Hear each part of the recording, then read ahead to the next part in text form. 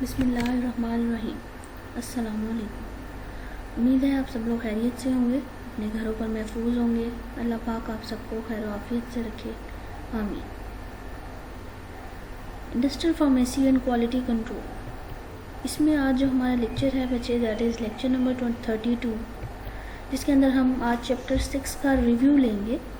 Just एक review लेंगे, कुछ पॉइंट्स डिस्कस करूँगी आज जो शायद आपने पहले डिस्कस नहीं किए हुए, तो उनको आप अपने लेक्चर के अंदर ऐड करेंगे। एक शीट पर नोट डाउन कर लें, उसको स्टेपलर कर लें साथ, ताकि चैप्टर आपका कंपाइल हो जाए। ठीक है, इसमें चैप्टर 6 में हमने ये पॉइंट्स हैं जो डिस्कस किए हैं। कुछ पॉइंट्स हमने डिस्कस नहीं किए थे, तो इसमें हम आज उनको कंप्लीट करेंगे। लेक्चर स्टार्ट करने से पहले आप अपने नोट्स और अपना लेक्चर दोनों चीज़ें अपने पास रखेंगे। मैं आपको रिवाइज़ करवाती जाऊंगी, आप टैली करते जाएंगे कि ये चीज़ें आपके पास मौजूद हैं या नहीं हैं। ठीक है, सबसे पहले है हमारी डेफिनेशन अबाउट क्वालिटी। तो quality is defined as it is the combination और sum of all the characteristics of a product that determine the degree of acceptability of that product. यानी कि ये कॉम्बिनेशन है, जमा है उन सारी प्रॉपर्टीज़ की, किसी भी प्रोडक्ट की, जो कि हमें डिटरमाइन करवाती है, पता करवाती है about the degree of acceptability, कि हमारा जो प्रोडक्ट है वो कितना एक्सेप्टेबल है, किस लेवल तक उसकी लिमिट है कि हम उसको एक्सेप्ट कर लें। ठीक है, आपने डिफरेंट लिमिट्स पढ़ी थी। हर टेस्ट को पास करने के लिए, टेस्ट पास होगा तो ऑब्वियसली हमारी प्रोडक्ट एक्सेप्टेबल होगी। एक और डेफिनेशन है जिसके अंदर हमने स्टडी किया, that all the standards of acceptability and recognition described by the official books. हमारी ऑफिशियल बुक्स में, बीपी में, यूएसपी में, बीएनएफ में, इन सब में जितने भी स्टैंडर्ड्स एक्सेप्टेबिलिटी के यानी किसी प्रोडक्ट को एक्सेप्ट करने के बताए गए हैं, आर कॉन्टेन्ड इन दैट प्रोडक्ट। उस प्रोडक्ट के अंदर वो सारे के सारे फैक्टर्स, वो सारे के सारे स्टैंडर्ड्स मौजूद होने चाहिए। ठीक है, and so that the drug is well competent, ताकि वो ड्रग कॉम्पिटेंट हो। This is called the quality of that product. Simply ऐसी प्रोडक्ट जिसके अंदर हमारी ऑफिशियल बुक्स में जितने भी स्टैंडर्ड्स मौजूद हैं वो सब के सब मौजूद हों। देन हमने देखा कि what is quality control, which is basically the central idea of quality control is that the quality of product must be maintained. Quality को कंट्रोल करने का मतलब क्या है, that the quality must be maintained during research, development and production. कि research करते हुए, production करते हुए और उसकी डेवलपमेंट करते हुए ये सारे स्टैंडर्ड्स, प्रोडक्ट की क्वालिटीज़ मेंटेन रखी जाए, बरकरार रखी जाए। Then there was a point of total quality control which is defined as the struggle to produce a perfect product through various factors of an entire industry is called total quality control. यानी एक ऐसी struggle जिसमें हम एक ऐसी product, perfect product को produce करें जो कि पूरी इंडस्ट्री के लिए इफेक्टिव हो। Basically it is the responsibility of the quality control department. ये रिस्पॉन्सिबिलिटी किसकी है, कौन कंट्रोल करेगा टोटल क्वालिटी को? हमारा quality control department, to see the quality of product, but it involves many other departments in the industry. इसके साथ साथ ये और भी बहुत से डिपार्टमेंट्स के साथ कंबाइंड होती है, जिसमें हमारा रिसर्च एंड डेवलपमेंट डिपार्टमेंट सबसे इम्पॉर्टेंट है, जिसको हम कंसीडर करते हैं। The product and the material is controlled by certain official specifications. ये हमने पहले भी पढ़ा है कि हमारी प्रोडक्ट हम जो कंट्रोल करते हैं, विद इन द लिमिट करते हैं, वो due by noticing BPC, BP, USP, NF and BNF. इसके अलावा और भी बहुत सारे फार्माकोपियर्स हैं जिनको फॉलो करके हम अपनी प्रोडक्ट को स्पेसिफाई करते हैं। फिर हमने देखी कि basically what is the quality of product. एक हमारी फार्मास्यूटिकल प्रोडक्ट में क्या क्वालिटीज़ होनी चाहिए, तो उसमें सबसे पहला हमने देखा उसकी आइडेंटिटी जो है वो बहुत इम्पोर्टेंट है कि उसकी क्या प्रॉपर्टी है, फिज़िकल प्रॉपर्टी क्या है, केमिकल आइडेंटिटी क्या है, उसकी पोटेंसी कितनी है, उसकी स्ट्रेंथ क्या है। आपने देखा होगा हर डोजेज फॉर्म के ऊपर उसकी पोटेंसी लिखी होती है, उसकी स्ट्रेंथ मेंशन होती है। स्टेबिलिटी ऑब्वियसली कि हमारी प्रोडक्ट कितनी स्टेबल है। फिजिको केमिकल अवेलेबिलिटी यानी उस फिजियोलॉजिकल अवेलेबिलिटी हमारी बॉडी में जाकर ड्रग ने जो काम करने हैं, हमारी बॉडी को कितनी उसकी क्वांटिटी हमें मिल रही है, ये चीज़ बहुत इम्पोर्टेंट है। प्योरिटी कि कितनी प्योरिटी है उस ड्रग की, कितना एक्टिव है, कितना रॉ है, कितना एक्टिव रॉ है, कितना इनएक्टिव रॉ है। यूनिफॉर्मिटी कि हमारी जो ड्रग है उसकी डोजेज जो है वो यूनिफॉर्म है या नॉन यूनिफॉर्म है, यानी हर डोज जो है उसमें यूनिफॉर्म एक्टिव आ रहा है या नहीं आ रहा। सेफ्टी प्रॉपर सेफ होना चाहिए, एफिकेसी अच्छी होनी चाहिए उसकी, यानी इफेक्टिव होना चाहिए उसे। एंड थेराप्यूटिक एक्टिविटी बॉडी के अंदर जाकर उसका जो क्लिनिकल फंक्शन है वो कैसा है।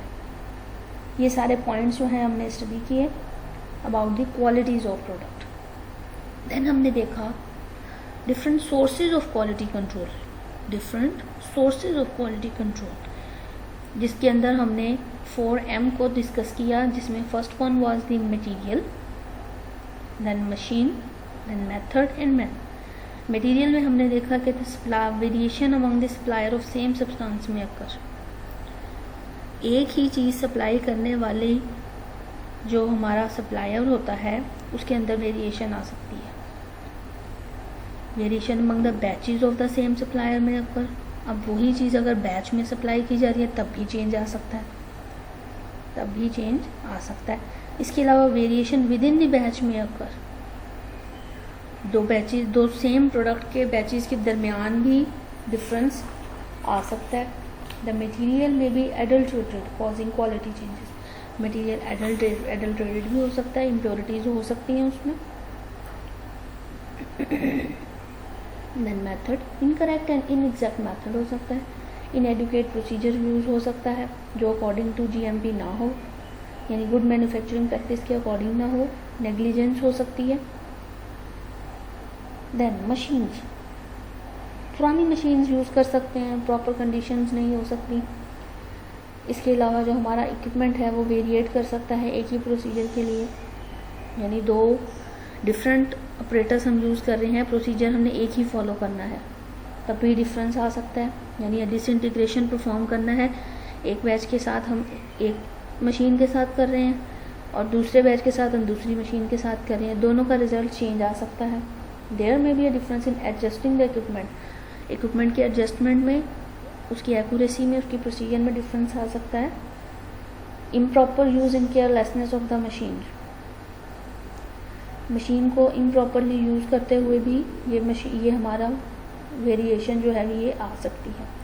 देन मैन, तो man is obviously it is a working condition, improper हो और इनएक्सपीरियंस वर्कर हो तब भी ये प्रॉब्लम अराइज हो सकती है। इनएडुकेट ट्रेनर हो, यानी जो ट्रेनर है हमारी उसकी ट्रेनिंग अच्छी नहीं है, उसको अंडरस्टैंडिंग नहीं है प्रॉपर वर्क की। Then the lack of interest, उसका इंटरेस्ट नहीं है। देन डिसऑनेस्ट है, फटीग हो गई है, केयरलेसनेस कर रहा है पर्सन, तब भी ये प्रॉपर्टीज़ हमारी वेरिएट करेंगी। ठीक है। देन इसके बाद हमने एक पॉइंट डिस्कस करना है, that is the basically active and inactive raw material. Now active material is defined as no active raw material is absolutely pure. कोई भी एक्टिव रॉ मटेरियल कभी भी प्योर नहीं होता। It must be tested for its purity. सबसे पहले उसकी purity को, उसकी स्ट्रेंथ को, उसकी आइडेंटिटी को टेस्ट किया जाता है। एक्टिव रॉ मटेरियल होता क्या है, यानी हमने कोई प्रोडक्ट बनानी है, उसके लिए जो हमारे पास बल्क में सॉल्ट आएगा, जो केमिकल्स आएंगे वो एक्टिव फॉर्म में होंगे, यानी विदाउट एक्सीपिएंट्स। ठीक है, इनको एक्सीपिएंट्स नहीं बोलेंगे हम। एक्टिव जो होगा, फॉर एग्जांपल एस्प्रिन हम यूज़ कर रहे हैं तो उसके अंदर एक्टिव क्या है, उसका सैलिसाइलिक एसिड, उसकी एक रेंज है कि एक्टिव रॉ मटेरियल में सैलिसाइलिक एसिड की जो कंसनट्रेशन है वो 0.75% से इंक्रीज़ नहीं होनी चाहिए। तो हम उसको चेक करते हैं पहले, अगर 0.75 से इंक्रीज़ होती है तो वो कंटेमिनेटेड होगा। ठीक है, ये हमारा एक्टिव कहलाएगा, यानी किसी भी ड्रग के अंदर जो हमारा एक्टिव है वो कहलाएगा एक्टिव रॉ मटेरियल। रॉ का मतलब होता है जिसको भी प्रोसेस नहीं किया गया, प्योर फॉर्म में मौजूद है। इसी तरह इनएक्टिव रॉ मटेरियल, ये भी बल्क में आया होगा, डाइल्यूएंट आए होंगे, बाइंडर्स आए होंगे, लेकिन उनको पहले टेस्ट किया जाता है। इनएक्टिव इसलिए है कि बॉडी में जाकर उनका कोई फिजियोलॉजिकल या थेरेप्यूटिक फंक्शन नहीं होता, वो जस्ट जो काम परफॉर्म करते हैं वो उनका होता है कि उन्होंने प्रोडक्ट को जोड़ कर रखना है, प्रोडक्ट को बाइंड करके रखना है, उसको डाइल्यूट रखना है, उसको बफर्ड रखना है, उसको बाइंड करके रखना है, डिसइंटीग्रेट करवाना है, ये सारे उसके पर्पस होते हैं। कोई फिजियोलॉजिकल एक्टिविटी नहीं होती उसकी। क्लियर हो गया? तो इसमें अब इनएक्टिव रॉ मटेरियल में अगर हम देखें तो it include excipients like diluents, lubricants, glidants, buffers, binders, disintegrators and coating agents. These materials must be checked for their interaction with the drug substance. Obviously हम किसी भी बाइंडर को, किसी भी बफर को, किसी भी ग्लाइडेंट को यूं ही किसी भी एक्टिव के साथ मिक्स नहीं कर देते। पहले हम उसका टेस्ट करते हैं कि आया कि उसके अंदर कोई केमिकल इंटरेक्शन ना हो, कोई इनकम्पैटिबिलिटी ना अराइज हो। अगर ऐसा हो जाएगा इट में influence the drug production and drug quality, तो ये ड्रग की प्रोडक्शन और ड्रग की क्वालिटी को अफेक्ट करेगा। इसको कंट्रोल कैसे किया जाएगा? It can be control when the quality control and quality assurance work side by side according to SOPs। और जो भी इंडस्ट्री में काम किया जाता है वो SOPs के मुताबिक होता है, स्टैंडर्ड ऑपरेटिंग प्रोसीजर्स के मुताबिक होता है। तो उसके मुताबिक हमें उसकी क्वालिटी और एश्योरेंस और क्वालिटी कंट्रोल चेक करनी होती है। Now control of quality variations. अब ये जो क्वालिटी वेरिएशंस आ जाती हैं इसको कंट्रोल कैसे करेंगे? The quality variations can be controlled by controlling each and every step of the process. जिसमें the first one would be the material control, then GMP, good manufacturing practice control, then packaging control and then the distribution control. तो 4 points हमने step by step discuss करने हैं, जिसमें the first one is material control. The first one is the material control. तो material control में बच्चे हम नाम से ही देख सकते हैं कि जो हमारा एक्टिव रॉ आ रहा है, इनएक्टिव रॉ आ रहा है, दोनों को हमने प्रॉपरली टेस्ट करना है। आपके नोट्स के अंदर ये मेंशन है, मैं यहाँ नोट्स में से आपको रीड आउट करवाऊँगी, तो वहाँ से आप टैली करेंगे, समझेंगे। अपने नोट्स में इसको ओपन करें या आपने जो अपना रजिस्टर में लिखा होगा उसको ओपन कर लें। Quality must be control from the raw material received. ठीक है, रॉ मटेरियल जो रिसीव करेंगे वहाँ क्वालिटी कंट्रोल की जाएगी। The receiving of raw material samples are taken, these samples are taken from laboratory testing and a labelled sample is fixed on it और on the material. ठीक है, एक sample लेंगे, उसको लेबोरेटरी में टेस्ट करेंगे, उसको प्रॉपरली लेबल्ड करेंगे। If the materials are up to the mark of the label, जो लेबल के ऊपर स्पेसिफिकेशंस हमने मेंशन की हैं अगर उसके अकॉर्डिंग है तो हम पास कर देंगे मटेरियल को। If material are not up to the mark then it is kept in the rejected area and sent back to the supplier. तो जिस सप्लायर ने उस केमिकल को भेजा है उसको वो वापस भेज दिया जाएगा, क्योंकि वो अकॉर्डिंग टू स्पेसिफिकेशंस नहीं होगा। Then printing and packaging of raw material.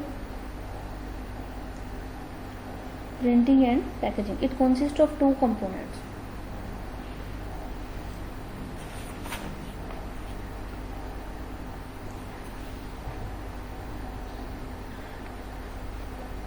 ठीक है, इससे अब मटेरियल कंट्रोल में हमने ये भी देखा कि what is active and inactive raw material, what is active and inactive raw material.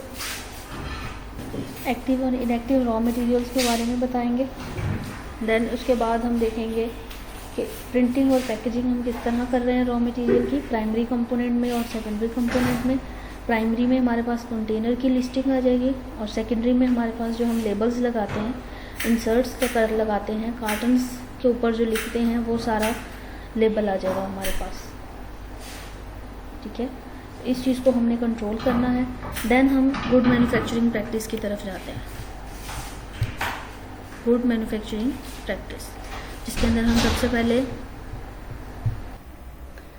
Personnel को देखेंगे। तो पर्सोनल में हमारे पास यानी वो इंसान जो काम कर रहा है वो किस तरह काम कर रहा है, तो उसकी वजह से भी हमारी जो प्रैक्टिस है गुड मैन्युफैक्चरिंग प्रैक्टिस वो अफेक्ट कर सकती।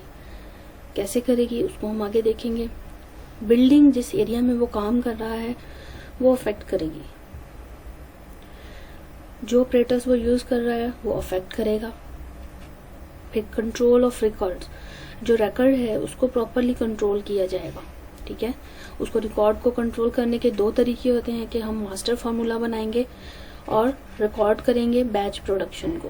ठीक है, एक सबसे पहले मास्टर फार्मूला तैयार किया जाता है, फिर बैच टू बैच टेस्टिंग का रिकॉर्ड रखा जाता है। देन इसके बाद कंट्रोल करेंगे हम प्रोडक्शन को और प्रोसीजर्स को। ठीक है, एंड मैन्युफैक्चरिंग करेंगे पैकेजिंग कंट्रोल की। अब सबसे पहले हम इसको देखते हैं, what is personnel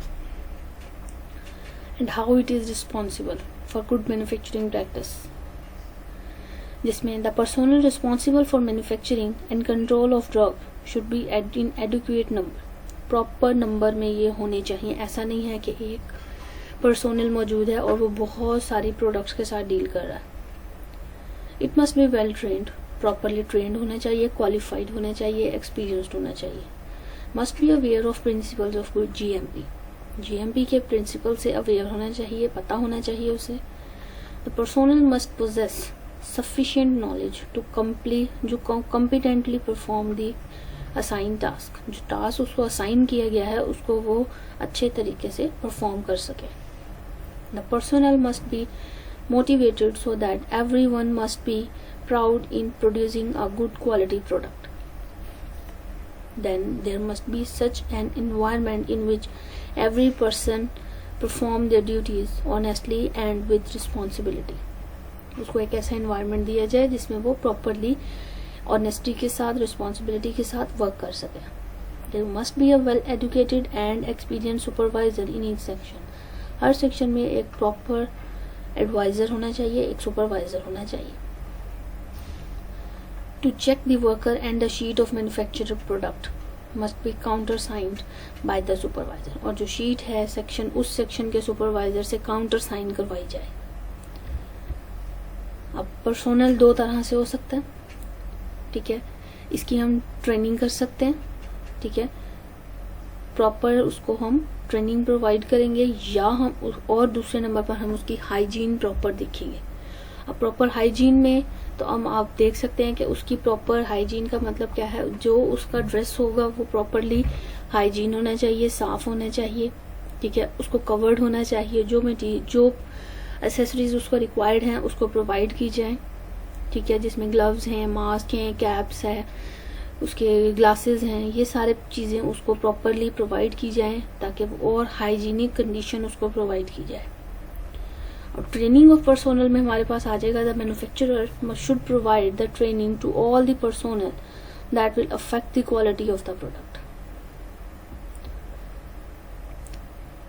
Theory and practice of GMP should be provided. Personnel working in the contained area should be given specific or special training. The concept of quality assurance and all the steps involved in the improving of quality and quality must be discussed and applied.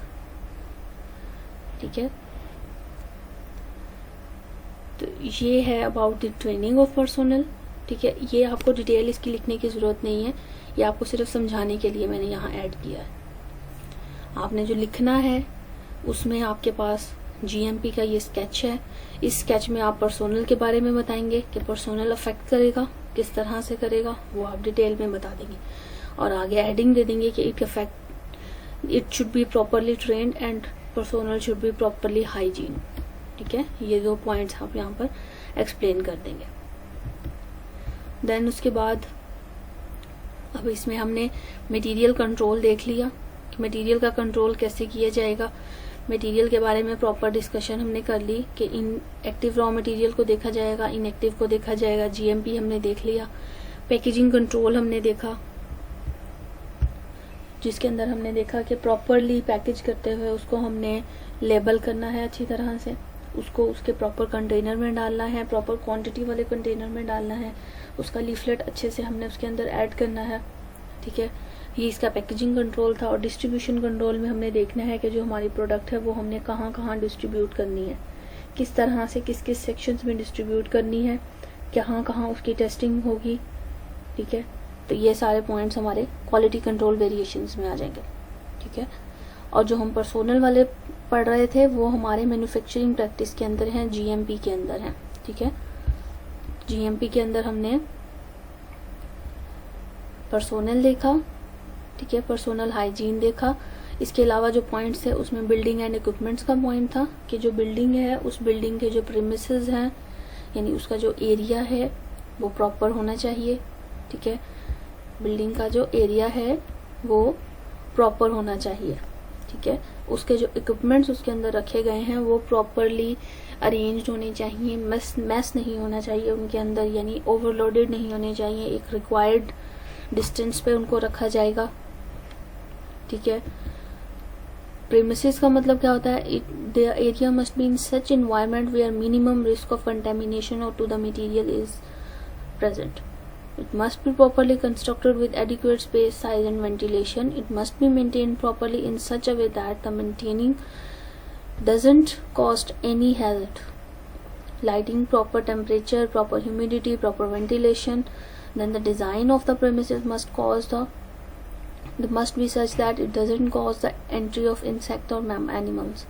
The interior walls and ceilings and floors should be smooth, free from cracks, and edges should be round to facilitate the cleaning. इस चीज को हम बोलते हैं premises, यानी उसका जो area है बेसिकली. ठीक है, उसका जो एरिया है और एरिया के अंदर फिर हमने जो इक्विपमेंट्स रखे हैं वो कैसे होने चाहिए, वो प्रॉपरली अरेंज होने चाहिए, प्रॉपरली लिखे हुए, प्रॉपरली एसओपीज के साथ मेंशन होने चाहिए, उनकी एसओपी उनके साथ मेंशन होनी चाहिए. ठीक है, प्रॉपरली कैलिब्रेटेड होने चाहिए, प्रिसाइज होने चाहिए, एक्यूरेट होने चाहिए. तो ये सारे पॉइंट्स हैं आ जाएंगे हमारे बिल्डिंग में और बिल्डिंग के जो पॉइंट्स हैं उसमें. देन इसके बाद हमने देखा कंट्रोल ऑफ रिकॉर्ड्स. तो कंट्रोल ऑफ रिकॉर्ड्स का मतलब है कि हमने प्रॉपर डॉक्यूमेंटेशन करनी है, मास्टर फार्मूला बनाना है और फिर बैच टू बैच प्रोडक्शन का भी रिकॉर्ड रखना है.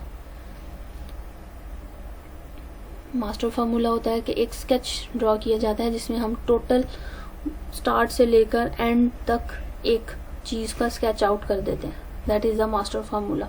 उस मास्टर फार्मूला से फिर हम बैच टू बैच फार्मूला बनाते हैं जो कि जिसका रिकॉर्ड रखना लाजमी होता है. फिर control of the production and procedures. Production and procedures का कंट्रोल रखा जाएगा प्रॉपरली. और प्रोडक्शन एंड प्रोसीजर्स का कंट्रोल किस तरह रखा जाता है, इसमें हम मैन्युफैक्चरिंग कंट्रोल रखते हैं. प्रोसीजर्स दो तरह के होंगे हमारे पास, मैन्युफैक्चरिंग प्रोसीजर्स और पैकेजिंग प्रोसीजर्स.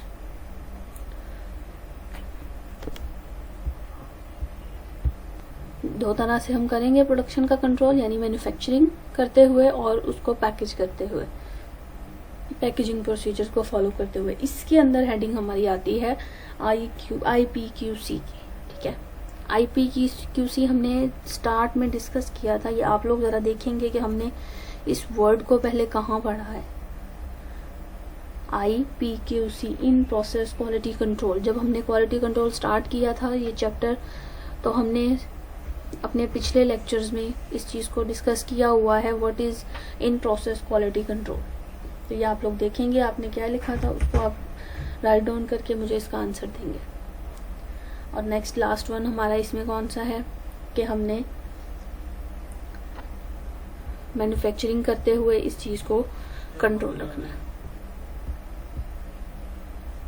ठीक है, जो क्वेश्चन हो आपको समझ नहीं आया आप लोग क्वेश्चन करें. Thank you so much. Allah Hafiz.